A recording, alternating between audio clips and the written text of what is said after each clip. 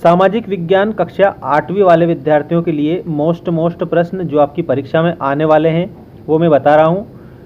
तो मध्य प्रदेश बोर्ड के विद्यार्थी ध्यान देंगे, आपके लिए प्लेलिस्ट बना दी है क्लास 8th की, ऑल सब्जेक्ट की प्लेलिस्ट बनाई है। उस प्लेलिस्ट में आपको सभी मोस्ट वीडियो मिल जाएंगे जो आपकी परीक्षा के लिए बेहतर साबित होंगे। देखिए, इसमें सारे प्रश्न विविध प्रश्नावली 3 के हैं। इस प्रश्नावली के आपको हल मैं बता रहा हूँ, प्रश्नावली आप देख सकते हैं, आपकी जो बुक है सोशल साइंस की उसमें आपको देखने को मिलेगी। तो देखिएगा, अभ्यास प्रश्न नंबर फर्स्ट है आप लोगों का। सबसे पहला प्रश्न है, सही विकल्प चुनकर लिखिए, कांग्रेस के प्रथम अध्यक्ष कौन थे।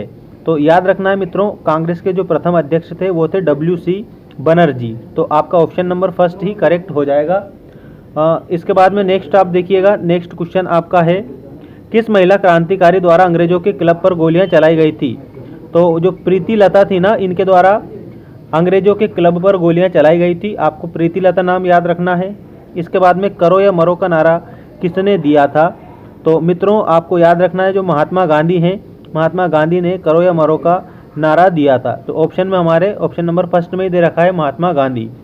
महात्मा गांधी ने करो मरो का नारा दिया।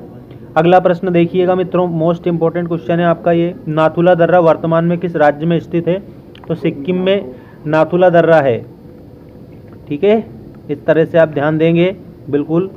अगला प्रश्न है, प्रथम विश्व युद्ध के बाद किस अंतर्राष्ट्रीय संगठन का निर्माण किया गया था। जो प्रथम विश्व युद्ध हुआ था उसके बाद में इंटरनेशनल संगठन बना था जिसका नाम था लीग ऑफ नेशंस। ठीक है, ये अंतर्राष्ट्रीय संगठन है, जैसे आपको याद रखना है, लीग ऑफ नेशंस याद रख लेना। आपका ऑप्शन नंबर सेकंड में दे रखा है, वो करेक्ट होगा। इसके बाद में देखिएगा, आपका क्वेश्चन नंबर 6 है। क्वेश्चन नंबर 6 में बताया है, ऑस्ट्रेलिया के उत्तर पूर्वी तट के साथ साथ मूंगे की चट्टान कितने किलोमीटर तक लंबाई तक फैली है। देखिएगा, आपको किलोमीटर में बताना है और क्या बताना है, लंबाई बताना है। किसकी लंबाई बताना है, तो याद रखना, उत्तर पूर्वी तट पर जो मूंगे की चट्टान है ऑस्ट्रेलिया उत्तर पूर्वी तट पर, उसकी लंबाई किलोमीटर में बताना है। तो 1920 किलोमीटर है। ऑप्शन नंबर आपका थर्ड कवर जो बिल्कुल करेक्ट हो जाएगा। तो इस प्रकार से आप याद रखेंगे 1920।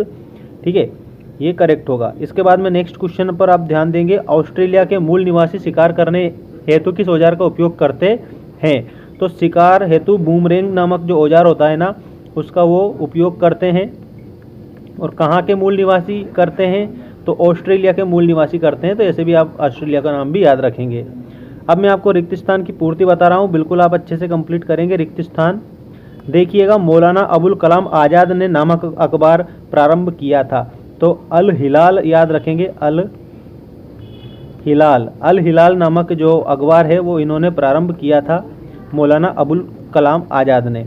फॉरवर्ड ब्लॉक के संस्थापक खालिस्तान थे। तो मित्रों आपको फॉरवर्ड ब्लॉक के जो संस्थापक है वो सुभाष चंद्र बोस बताना है। ठीक है, सुभाष चंद्र बोस, ये उत्तर यहाँ पर भी दे रखा है, इसको आप यहाँ से भी कंप्लीट कर सकते हैं। इसके बाद में देखिएगा, यूनेस्को का मुख्यालय कहाँ पर है। तो यूनेस्को का मुख्यालय पेरिस में है, ये भी आपको ध्यान देना है। 3 ओर से भूभाग द्वारा घिरी समुद्री भाग क्या कहलाता है। तो खाड़ी कहलाता है, जो 3 ओर से किससे घिरा हो, ठीक है, समुद्र से घिरा हो, वह खाड़ी कहलाता है। इसके बाद में भेड़ पालन केंद्र पर काम करने वाले मजदूरों को क्या कहते हैं। तो भेड़ पालन जो है वहाँ पर काम करने वाले जेकारू कहलाते हैं। इस प्रकार से आप इसको ध्यान देंगे तो ये आपके खालिस्तान भी कंप्लीट हो जाएंगे। जेकारू उनको हम कहते हैं। अब देखिएगा, इसके बाद में आपके कुछ लघुत्तरी प्रश्न मैं बताऊंगा, कम से कम 5-6 लघुत्तरी प्रश्न।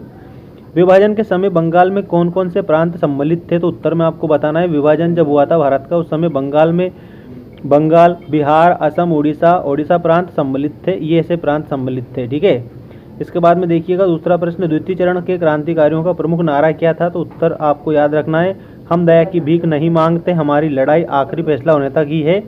ये फैसला है जीत या मौत, ये उनका प्रमुख नारा था।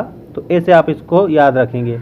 अब देखिएगा, अंतर्राष्ट्रीय श्रम संगठन का मुख्य उद्देश्य बताइए। तो उत्तर में आपको बताना है, अंतर्राष्ट्रीय श्रम संगठन का मुख्य उद्देश्य सामाजिक न्याय के लिए प्रयास करना और श्रमिकों की दशा में सुधार लाना है। श्रमिक मतलब होता है जो काम करने वाले होते हैं ना, उनको श्रमिक बोला जाता है। तो उनकी दशा में सुधार करना था। जल प्रदूषण के मुख्य स्रोत क्या क्या हैं, तो आपको बताना है कि वर्तमान समय में नगरीकरण मतलब नए नगर बन रहे हैं, ये भी जल प्रदूषण है।